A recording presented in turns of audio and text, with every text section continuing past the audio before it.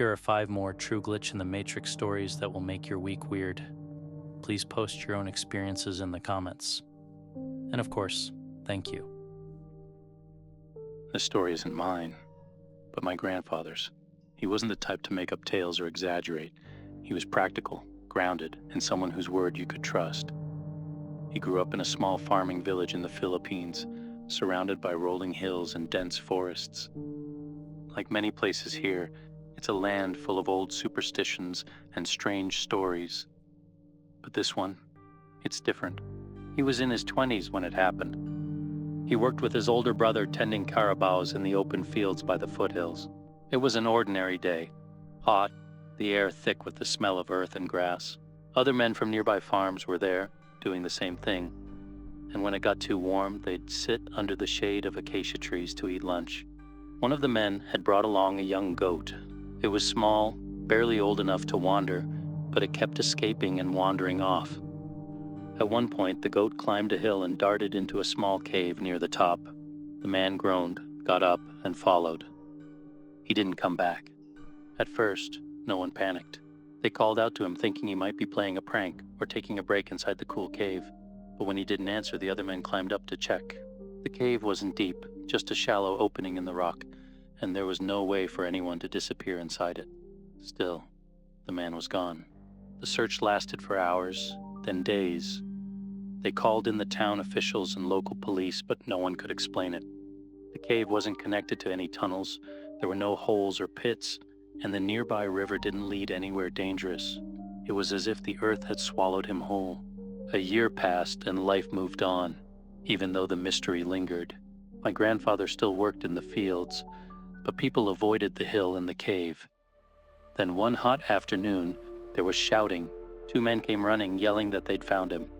My grandfather dropped everything and sprinted to the hill. Sure enough, standing there by the mouth of the cave was the missing man. He looked exactly as he had the day he disappeared. Same clothes, same dusty sandals, and cradling the same little goat in his arms. The goat hadn't aged a day. The man seemed confused but calm. He didn't understand why everyone was acting like he'd been gone so long. He said he'd only been inside the cave for an hour. Inside the cave, he said he'd met a man. The stranger looked ordinary, like any other villager. But he spoke with a calm authority. He told the man stories about his own life, things no one else could have known. It wasn't threatening or scary, just surreal. The man in the cave said he could stay as long as he wanted, but eventually he decided to leave. He stepped outside, and here he was. When the others told him a year had passed, he laughed. He thought it was a joke, until he saw their faces. The story spread quickly, and the cave became infamous in the area. Some people said it was enchanted, a place where time didn't flow like it did in the rest of the world. Others said it was cursed. My grandfather, though, never liked to talk about it much after that. Years later, when I visited my family in the province, I asked about the cave. My aunts and uncles confirmed the story, swearing it was true. They even took me to see the hill, though no one dared to get close to the cave itself. The man who returned from the cave lived the rest of his life quietly. They say he was never the same after that, haunted, like part of him had been left behind.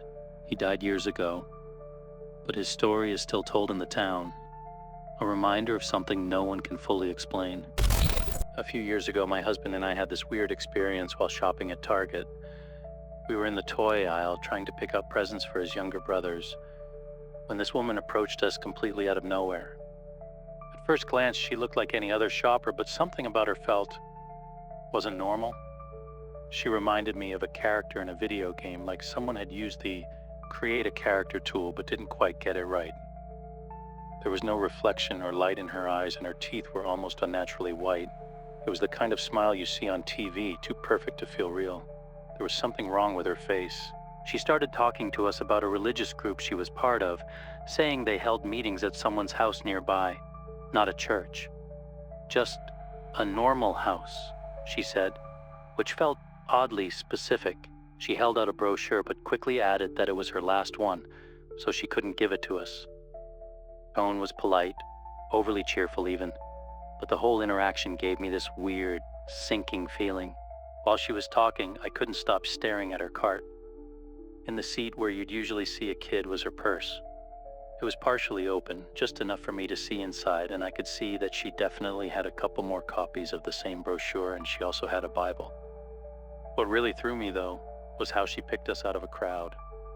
The store was busy, parents shopping, kids running around, workers stocking shelves. She could have approached anyone, but she walked straight up to us, like she'd been programmed to interact specifically with us.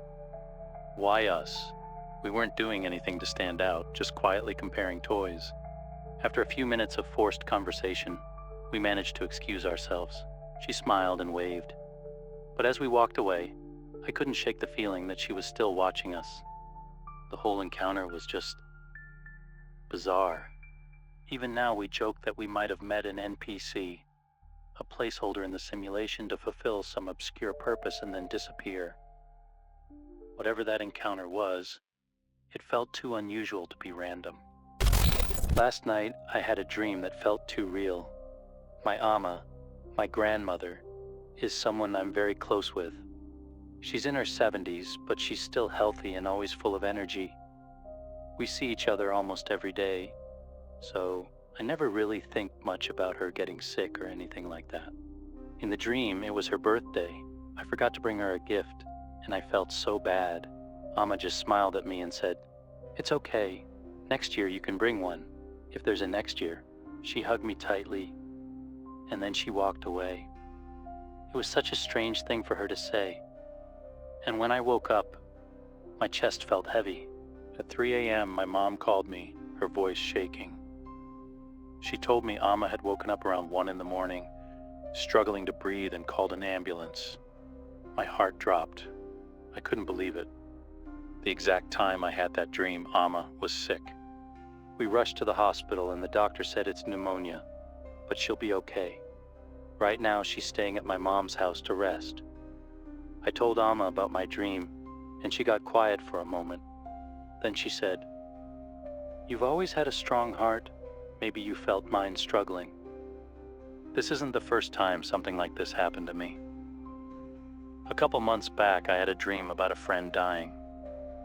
I called him the next day, and we laughed about it.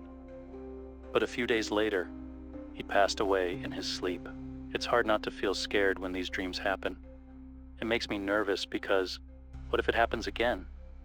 I just hope Amma gets better soon. I don't want to lose her. So, this happened a couple of years ago, and I still can't really explain it. I've told a few people, but honestly, I think they just assumed I was overtired or making it up. I'm not. It's the weirdest thing that's ever happened to me. I was on a business trip, staying at this hotel I've been to a bunch of times. It's one of those typical chain places, clean enough, but nothing special.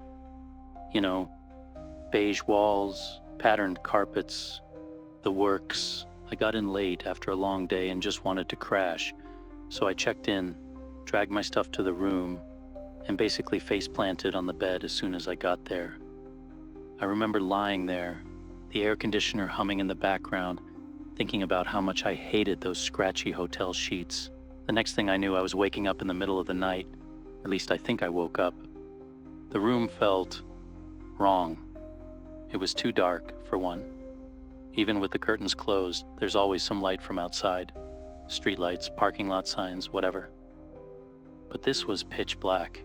The air felt weird too. Kind of heavy, like the room hadn't been aired out in decades. I reached out to turn on the lamp, but my hand hit nothing. The nightstand wasn't there. That's when I really started to wake up, and my stomach dropped. I grabbed my phone, turned on the flashlight, and this is the part that still freaks me out. It wasn't my room. The bed was different, smaller, and the blanket smelled damp and musty. The walls were this ugly yellowish white, completely bare, and the window across the room was wide open. Not just the curtains, the actual window, wide open to nothing. Just blackness. My suitcase? Gone. My shoes, my bag, even my watch that I left on the nightstand, or thought I did. All of it was just gone. I got up, and that's when I realized there wasn't a door. The wall where the door should have been was completely smooth. And then I noticed the sound. It was this low, steady hum, like a generator or some kind of machine. Deeper. It made my chest feel tight, like it was vibrating inside me. I turned toward the window to try and figure out where the hell I was, and that's when I saw them. There were shapes out there, just barely visible in the dark. They were tall, kind of stretched out, and they moved in this slow, jerky way that made my skin crawl. They didn't come any closer, but I swear they were looking at me. I couldn't see eyes or faces, but I felt it. Like when you're walking alone and you just know someone's watching you. The hum got louder, and my phone's flashlight started flickering. I swear I could feel the walls vibrating. I backed up onto the bed, just holding my phone like it was going to do anything. And then everything stopped. When I opened my eyes, I was back in my hotel room. My suitcase was in the corner, my shoes were next to the bed, and the stupid air conditioner was humming away like nothing had happened. The weird part? My phone still had the flashlight on, and it was pointing at the same spot where the door should have been in that other place. I checked out the next morning and didn't say a word to anyone. I didn't even shower, just grabbed my stuff and left. I've stayed in plenty of hotels since then, but I always keep the lights on now. And sometimes when the room is too quiet, I think I can hear that low hum again. When I was 8 or 9, my parents took me on holiday to Spain. One day at the beach, we met a French family with a daughter about my age. For a few days, I played with her while our parents chatted nearby. At some point, the French couple mentioned they were taking a trip to Barcelona the next day and invited me to join them. My parents declined. We already had plans. I spent the day exploring with my family, never giving it a second thought. A couple of days later, we saw them on the beach again. That's when things got strange. They thanked me for coming on the trip and talked about how much fun I'd had. My parents and I were confused. I hadn't gone anywhere with them. I'd been with my family the entire time, but they insisted. They said I'd shown up at the coach stop, alone, wearing clothes they recognized from earlier in the week. They thought it was odd my parents weren't there, but figured it was planned. They described conversations we'd had, places we visited, and even how I politely declined an offer to be walked back to my hotel. They were sure it was me, but I hadn't been there. After that, they kept their distance. I don't know what unsettled them more. The possibility they were mistaken, or the chance they weren't. As for me, I still think about it and wonder. I didn't go, but someone exactly like me did. A friend of mine told me about a movie back in 1996. I remember it clearly because we were working together at a small video production studio that shut down the following year. It was one of the last long conversations we had before we lost touch. He described the film in vivid detail, a stunning drama about intertwined lives, regret, and redemption. He mentioned how it followed multiple characters across different timelines, weaving their stories together in a way that was mesmerizing. He even brought up specific scenes, a tragic accident, and a moment where all the characters' lives converged in subtle but profound ways. He called it a masterpiece, saying it was one of the most emotional films he'd ever seen. A decade later, in 2006, I sat down to watch Crash.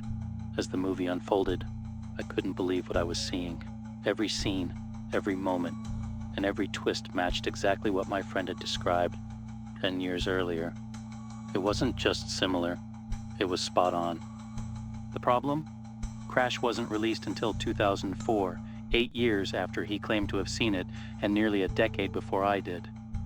I've gone over that conversation so many times in my head, trying to make sense of it. There's no way he could have seen the movie back in 1996. It didn't exist. And yet, his description was so precise that I recognized it immediately. I don't know how to explain it. Maybe he caught a glimpse of the future. Maybe timelines aren't as linear as we think. Or maybe reality has glitches, tiny cracks where things slip through before they're supposed to. Whatever it is, I haven't been able to forget it, and honestly, I don't think I ever will. 8 years ago, I was living alone in a 2-bedroom apartment with my cats. Mary, my girlfriend, lived about 45 minutes away on her college campus.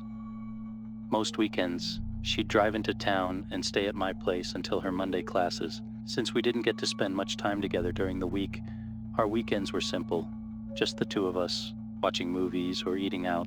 Neither of us drank or used drugs. I had a stable job I couldn't risk, and Mary simply wasn't interested in that kind of thing. We weren't on any medication either. Everything about us was normal and healthy. But then came the switch. That's what we ended up calling it. It was a Saturday afternoon, around 1 p.m. Mary and I were on the couch watching a movie. I can't remember the title, but I do remember the sunlight streaming through the blinds, brightening the room. The TV illuminated our faces, and my cats were curled up in the chair, napping. Everything was peaceful. Without any warning, I wasn't on the couch anymore. I was sitting on the edge of my bed, in the dark, completely naked. It was like someone had flipped a switch. One moment I was laughing with Mary, and the next, I was somewhere else entirely. My heart was racing as 1,000 thoughts collided in my head. Had I fainted? Was I dreaming? What was happening? I turned to my right, and there she was, Mary, sitting on the edge of the bed next to me. She was also naked, her eyes wide with terror. She was trembling, and I realized I was too. "What just happened?" she whispered, her voice shaking. I couldn't answer her. I didn't even know where to start. Mary started asking me questions. Had I turned off the lights? Did I undress us? Did I have any idea what was going on? I didn't. Neither of us felt groggy or disoriented. There was no pain, no marks, no sign that anything had physically happened to us, just fear and confusion. Then I noticed the clock. It wasn't 1 p.m. anymore. It was 3 a.m. 14 hours were just gone. Everything in the apartment was off. The TV, the lights, even my cats were in the same chair, as if nothing had happened. Mary and I sat there, paralyzed by the impossibility of it all. We decided to go to the ER, thinking it might have been a gas leak. The doctors found nothing. No toxins, no injuries, no explanations. Mary even scheduled a CT scan to rule out anything neurological, but the results came back normal. For weeks, I couldn't let it go. I scoured forums and websites, desperate for answers. Poisoned food? Unlikely. A neurological event? Maybe, but how would it happen to both of us at the exact same time? Mary and I lost the same amount of time. We both experienced the exact same thing. Neither of us saw or felt anything the other didn't. Mary didn't want to talk about it. Anytime I brought it up, she'd get that haunted look in her eyes and beg me to stop. She wanted to forget, but I couldn't. 8 years later, I'm still searching for answers. What was the switch? How could time, reality, and everything we knew just vanish in an instant? I don't think I'll ever truly know. But if you've experienced something like this, I'd give anything to hear your story. Because even now, I'm still stuck in the darkness of that room, waiting for an explanation.